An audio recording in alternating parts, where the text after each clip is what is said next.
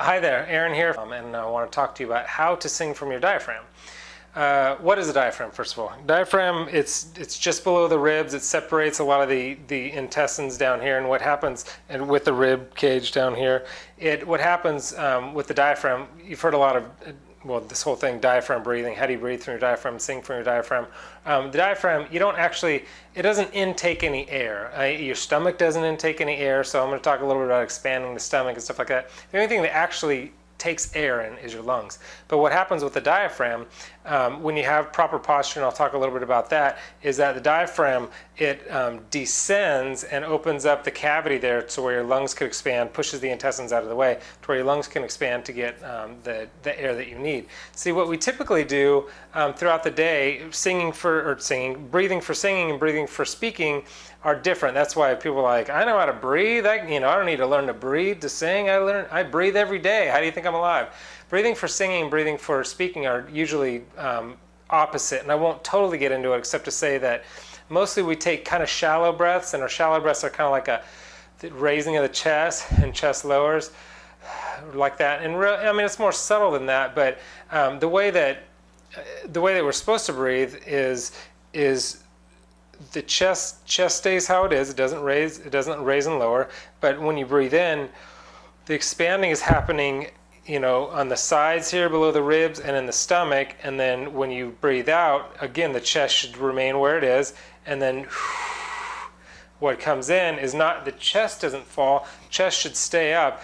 But what comes in is the stomach and the sides of the ribs. That's what it is basically. Belly breathing, diaphragm breathing is when you have proper posture, the alignment of your head, neck, and shoulders, and then you take a nice complete breath, not the short breaths like I'm talking about, that chest breathing, not that kind of breathing, but take a nice breath for singing, and you'll expand in your stomach and in your sides, and that will cause like I said, the diaphragm to descend. And as long as if you keep your chest up rather than while you're singing, let it go, let it cave down, then the diaphragm will stay ascended for as long as you need it to. Once your chest kind of caves in, then the diaphragm comes back up. So the idea is to remain in your proper posture, keep your chest up, not like super high, but you need to keep your chest relatively high, good posture, arms relatively along your side.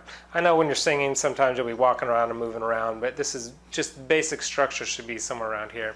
But you don't want to. You want to take a complete breath, not these short breaths. But you don't want to tank up. You don't want to get as much air as you can possibly get. Singing doesn't take a ton of air. You just need a good complete breath, and it comes out. It's paced as it comes out. When we're babies, we actually breathe correctly. If you watch a baby breathe, their stomach expands when they breathe in, and it contracts when they breathe out. But somewhere along the way, we get this kind of chest breathing, short breath breathing, but we need to reverse that. So I want to give you an exercise, a couple of exercises. One is actually like a vocal exercise that'll help you with your breathing and help you with your diaphragm breathing and help you connect your breath how you need to with diaphragm breathing. But the first one is just how to get that down to where you are expanding when you inhale. If you laying down is a really good way to do it, or bending at the waist. So you can also do it when you stand up, but breathe in and you could feel the sides of your stomach expand, and when you breathe out, feel it contract. Out, in. You want to get in the habit of doing that. If you notice that's probably not what you do, that's not what most people do, even though that's proper for singing. One way to do that is those exercises, laying on the ground and feeling that, and feeling it expand and contract is a good way to kind of get in the habit of doing it. And then I've got an exercise too. This is basically takes the vowels and puts an H in front of them. So it's hey, he, hi, ho, hu. Hey, he, hi, ho, hu.